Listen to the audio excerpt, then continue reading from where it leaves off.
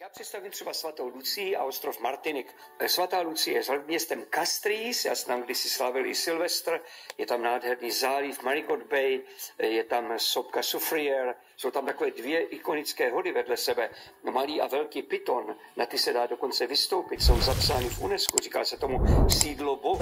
Vůbec na svaté Lucii to bylo vždycky velmi divoké. Britové a Francouzi se na ostrově vystřídali celkem 14krát v dobách, kdy se bojovalo o Karibské ostrovy.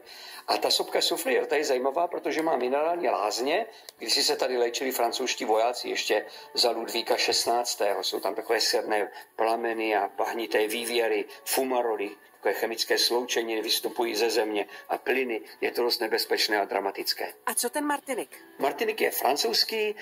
Krištof Kolumbus při své 4. cestě ji objevil a nazval ji ostrov květin, Madinina.